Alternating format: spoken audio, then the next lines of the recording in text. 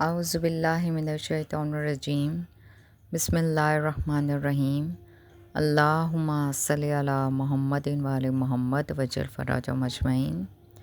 Viewers, آج کا ہمارا چیپٹر ذوالقرنین کا واقعہ بیان کیا جاتا ہے، تو چلیں شروع کرتے ہیں۔ بسم اللہ الرحمن الرحیم، الحمد للہ رب العالمین، والصلاة والسلام علی سید الانبیاء والمرسلین محمد وآل طیبین الطاہرین، اما بعد۔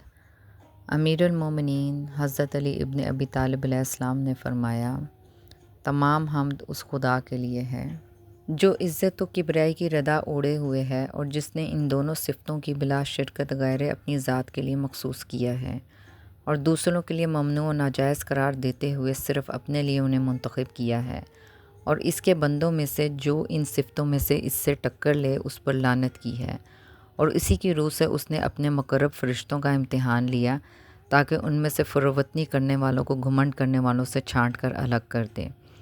چنانچہ اللہ سبحانہ نے باوجود یہ کہ وہ دل کے بھیتوں اور پردہ غیب میں چھپی ہوئی چیزوں سے آگاہ ہے، فرمایا کہ میں مٹی سے ایک بشر بنانے والا ہوں۔ جب میں اس کو تیار کر لوں اور اپنی خاص روح پھونک دوں تو تم اس کے سامنے سجدے میں گر پڑنا۔ سب کے سب فرشتوں نے سجدہ کیا مگر ابلیس۔ اسے سجدے کرنے میں آڑ آئی اور اپنے مادہ تخلیق کی بنا پر آدم کے مقابلے میں گھمنڈ کیا اور اپنی اصل کے لحاظ سے ان کے سامنے اکڑ گیا۔ چنانچہ یہ دشمن خدا عصبیت برتنے والوں کا سرغنہ اور سرکشوں کا بیشرو ہے کہ جس نے تعصب کی بنیاد رکھی، اللہ سے اس کی روائے عظمت و کبریائی کو چھیننے کا تصور کیا، تکبر و سرکشی کا جامہ پہن لیا اور عجز و فرطنی کا نقاب اتار ڈالی۔ پھر تم دیکھتے نہیں کہ اللہ نے اسے بڑے بننے کی وجہ سے کس طرح چھوٹا بنایا اور بلندی کے ضم کی وجہ سے کس طرح پستی دی۔ دنیا میں اسے رائندہ درگاہ بنایا اور آخرت میں اس کے لیے بھڑکتی ہوئی آگ مہیا کی، اور اگر اللہ چاہتا تو آدم کو ایک ایسے نور سے پیدا کرتا جس کی روشنی آنکھوں کو چندیا دے اور اس کی خوشنمائی عقلوں پر چھا جائے، اور ایسی خوشبو سے کہ جس کی مہک سانسوں کو جکڑ لے، اور اگر ایسا کرتا تو ان کے آگے گردنیں خم ہو جاتی اور فرشتوں کو ان کے بارے میں آزمائش ہلکی ہو جاتی۔ جبریل بن احمد نے اسبق بن نباتہ سے جو روایت کی ہے، اس میں یہ قصہ اس طرح سے مذکور ہے کہ امیر المومنین حضرت علی ابن ابی طالب علیہ السلام نے فرمایا، جناب ذوالقرنین علیہ السلام خدا کے نیک بندے تھے، خدا کے ہاں انہیں مقام حاصل ہوا، وہ دین خداوندی کی خیر خواہی کرنے والے انسان تھے، پروردگار عالم نے ان کی خیر خواہی کی، وہ اللہ تعالیٰ سے محبت کرتے تھے، خدا نے ان سے محبت کی۔ خدا کا ایک فرشتہ ان کا دوست تھا جو آ کر ان سے باتیں کیا کرتا تھا، فرشتے کا نام رکائل تھا۔ ایک مرتبہ جناب ذوالقرنین علیہ السلام نے اپنے دوست فرشتے سے کہا کہ اہل آسمان کی عبادت کی کیا کیفیت ہے؟ فرشتے نے کہا، آسمان میں ایک قدم کی جگہ بھی خالی نہیں ہے، ہر قدم پر فرشتے موجود ہیں۔ جو فرشتہ قیام میں ہے اس نے آج تک رکوع نہیں کیا، اور جو رکوع میں ہے اس نے آج تک سجدہ نہیں کیا، اور جو سجدے میں ہے اس نے آج تک قعود نہیں کیا۔ فرشتے کی زبانی یہ سن کر جناب ذوالقرنین علیہ السلام رونے لگے، اور انہوں نے اپنے دوست فرشتے سے کہا کہ میں چاہتا ہوں کہ مجھے اتنی عمر مل جائے کہ میں پروردگار عالم کی عبادت کا حق ادا کر سکوں۔ فرشتے نے کہا، خدا نے زمین پر ایک چشمہ پیدا کیا ہے جسے آب حیات کہا جاتا ہے، اس کے پانی میں خدا کی طرف سے ایک راز مضمر ہے، جو اس کا پانی پیے تو اسے اس وقت تک موت نہ آئے گی جب تک وہ اپنی موت کے لیے خدا سے خود درخواست نہ کرے گا۔ اگر آپ اس چشمے کو ڈھونڈ لیں تو آپ کو بھی ہمیشہ کی زندگی مل جائے گی، اور جب تک آپ خود موت طلب نہ کریں گے اس وقت تک آپ پر موت وارد نہ ہوگی۔ جناب ذوالقرنین علیہ السلام نے کہا، کیا آپ اس چشمے کے محل وقوع سے واقف ہیں؟ فرشتے نے کہا، نہیں، البتہ میں نے آسمان پر یہ بات سنی ہے کہ زمین پر ظلمت شروع ہوتی ہے، اور وہ چشمہ اس بحر ظلمت ہے جہاں آج تک کسی انسان اور جن نے قدم نہیں رکھا۔ یہ کہا اور فرشتہ پرواز کر کے چلا گیا۔ جناب ذوالقرنین علیہ السلام اس چشمے کے لیے بڑے مضطرب ہوئے، چنانچہ انہوں نے اپنی مملکت کے تمام علماء و فقہ کو جمع کیا اور ان سے پوچھا، کیا تم نے کسی کتاب میں آب حیات کے متعلق پڑھا ہے؟ اس پانی کی خاصیت یہ ہے کہ جو اس کا پانی پی لے تو وہ اس وقت تک نہیں مرے گا جب تک وہ خدا سے اپنی موت کی خود درخواست نہیں کرے گا۔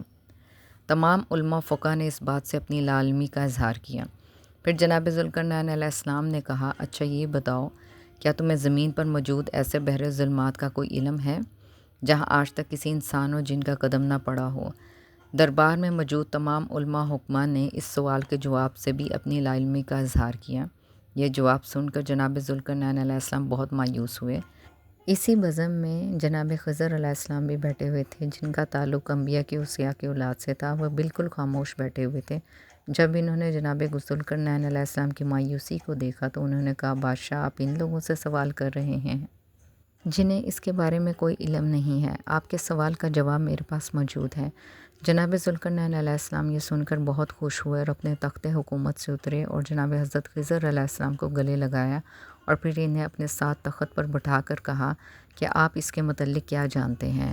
جناب حضرت خضر علیہ السلام نے کہا کہ میں نے حضرت آدم علیہ السلام کی کتاب میں یہ عبارت پڑھی ہے کہ خدا نے بحر ظلمات میں ایک چشمہ پیدا کیا ہے جو کہ آب حیات ہے، اور جو اس کا پانی پیے گا تو وہ اس وقت تک نہ مرے گا جب تک وہ خود موت کی درخواست نہ کرے گا، اور وہ چشمہ ایسی جگہ پر واقع ہے جہاں آج تک کسی انسان اور جن کا قدم نہیں پڑا ہے۔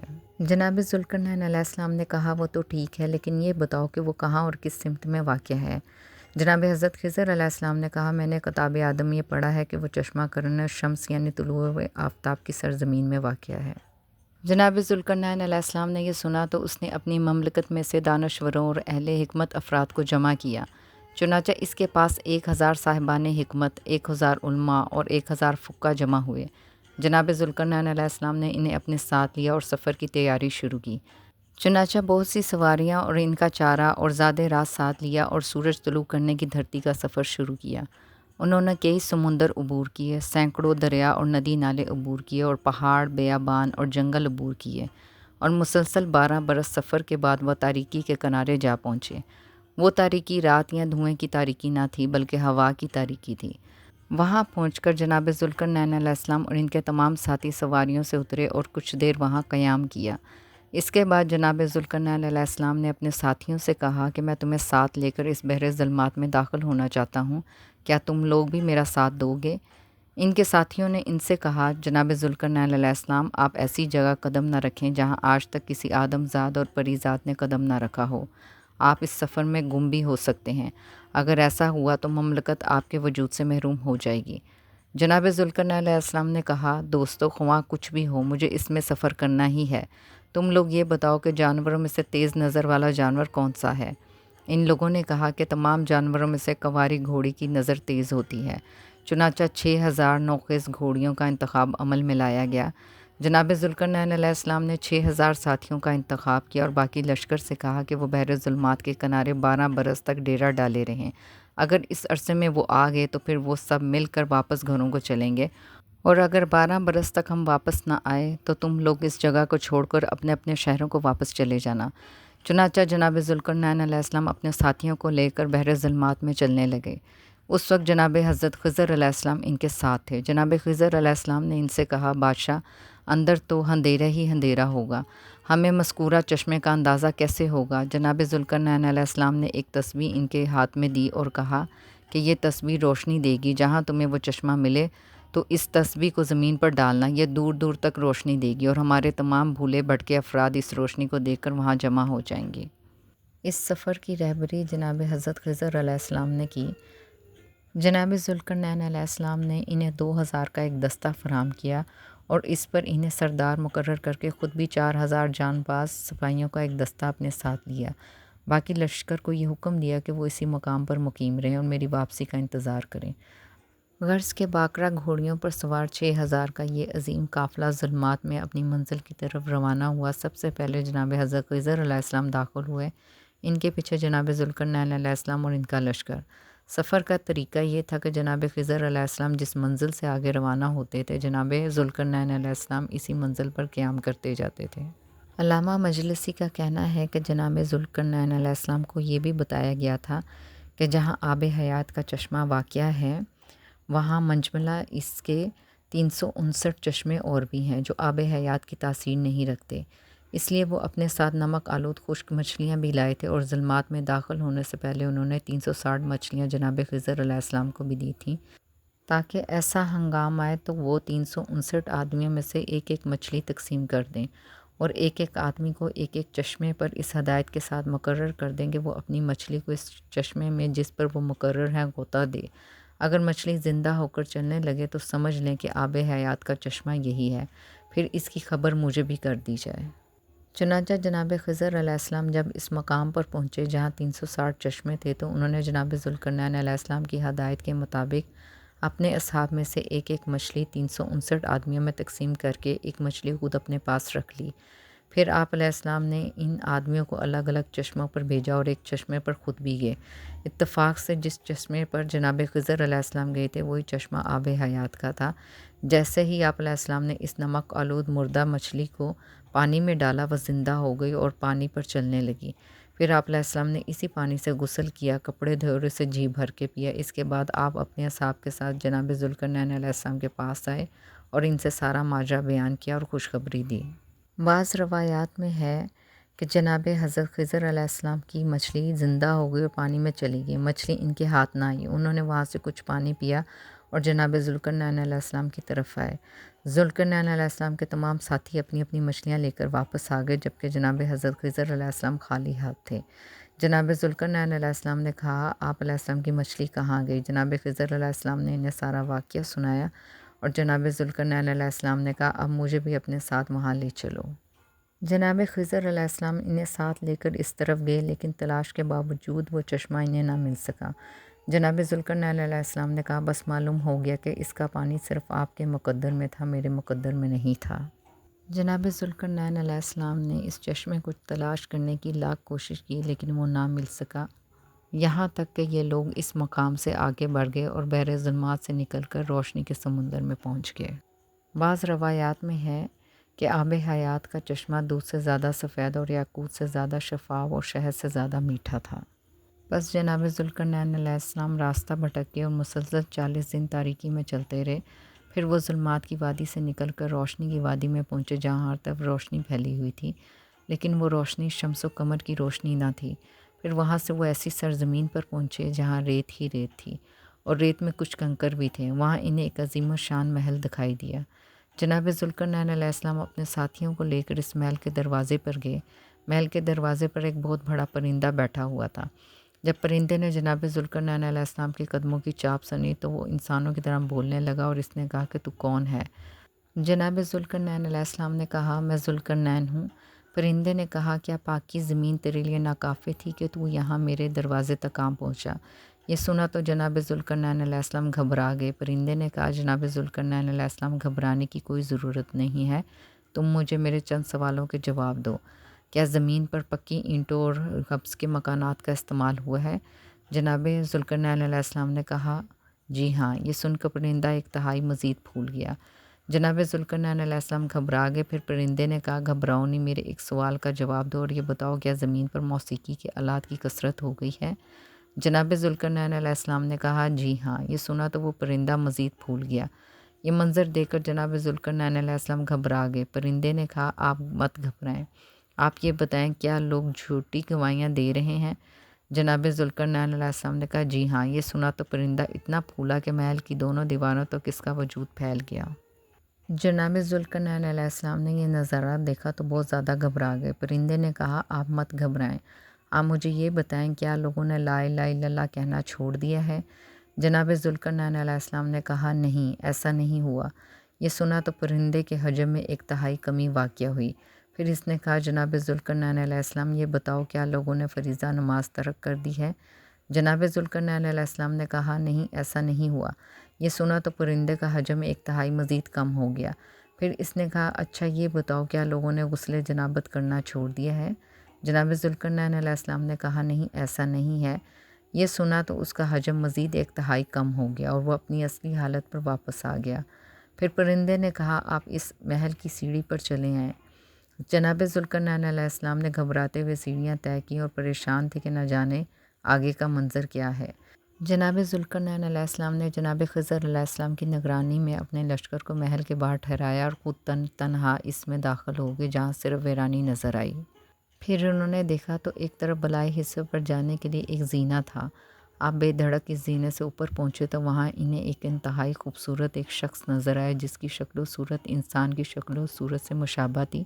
وہ شخص سفید لباس میں ملبوس اپنے منہ پر ہاتھ رکھے آسمان کی طرف کچھ دیکھ رہا تھا۔ جناب ذوالقرنین علیہ السلام کی آہٹ پر وہ چونکا اور اس نے پوچھا تم کون ہو؟ کہا میں ذوالقرنین علیہ السلام ہوں۔ یہ سن کر اس شخص نے خشک لہجے میں کہا اے ذوالقرنین، کیا اتنی عظیم اور کشادہ دنیا جسے چھوڑ کر تم یہاں آئے ہو کافی نہ تھی کہ تم یہاں میرے محل تک چلے آئے ہو؟ جناب ذوالقرنین علیہ السلام نے کہا تم نے منہ پر ہاتھ کیوں رکھا ہوا ہے؟ اس نے کہا جناب ذوالقرنین علیہ السلام میں صاحب سور ہوں، قیامت قریب آ چکی ہے اور میں اپنے رب کے حکم کا انتظار کر رہا ہوں۔ پھر وہ جھکا اور اس نے جناب ذوالقرنین علیہ السلام کو ایک پتھر اٹھا کر دیا اور اس سے کہا اگر یہ بھوکا ہوا تو تجھے بھی بھوک لگے گی اور اگر یہ سیراب ہوا تو تم بھی سیراب رہو گے، اب تم واپس چلے جاؤ۔ اس کے بعد جناب ذوالقرنین علیہ السلام نیچے آ گئے اور اپنے ساتھیوں کو محل میں رہنے والے فرشتے کی گفتگو سے آگاہ کیا اور انہیں پتھر کے متعلق آگاہ کیا۔ اتنے میں جناب خضر علیہ السلام بھی اپنے ساتھیوں کو لے کر وہاں آ گئے اور انہوں نے پتھر کو دیکھا۔ اس پتھر کو میزان میں رکھا اور اس کے سامنے اس جیسا پتھر رکھ کر وزن کیا تو فرشتے کا دیا ہوا پتھر وزنی ثابت ہوا۔ پھر انہوں نے پلے میں اس سے دوگنا پتھر رکھ کر وزن کیا تو فرشتے کا دیا ہوا پتھر زیادہ وزنی نکلا۔ الغرض پلے میں 10 گنا پتھر رکھے گئے تو بھی فرشتے کا پتھر اس سے زیادہ وزنی ثابت ہوا۔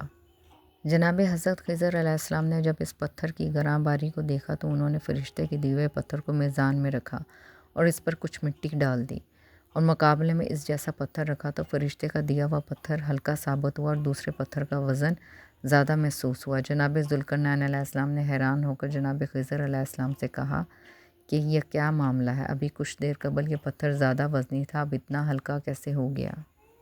جناب خضر علیہ السلام نے کہا بادشاہ، بات یہ ہے کہ فرشتے نے آپ کو جو پتھر دیا ہے یہ دراصل انسان کی ذہنیت کا خماس ہے اور یہ پتھر ایک کنایا ہے۔ انسانی ذہن کبھی بھرنے میں نہیں آتا، ہاں جب مر جاتا ہے اور اس کے وجود پر قبر کی مٹی ڈال دی جاتی ہے تو اس وقت یہ بھر جاتا ہے۔ اس پتھر کے ذریعے سے فرشتے نے آپ کو یہ پیغام دیا ہے کہ آپ اتنے حریص ثابت ہوئے ہیں کہ پوری زمین کی حکومت پا کر بھی آپ ناخوش ہیں اور اس پانی کی جستجو میں لگے ہوئے ہیں جس کی کسی نے بھی آج تک جستجو نہیں کی تھی۔ جب تک آپ پر قبر کی مٹی نہ ڈالی جائے گی اس وقت تک آپ کا ذہن سیر نہیں ہوگا۔ یہ سنا تو جناب ذوالقرنین علیہ السلام بہت روئے اور کہا کہ واقعی فرشتے نے صحیح کہا ہے، اب میں واپس جانا چاہتا ہوں۔ جناب ذوالقرنین علیہ السلام نے کہا اے خضر علیہ السلام، تم سچ کہتے ہو، یہ پتھر میرے لیے درس عبرت ہے، اب میں اپنی باقی زندگی صرف عبادت خدا میں گزاروں گا۔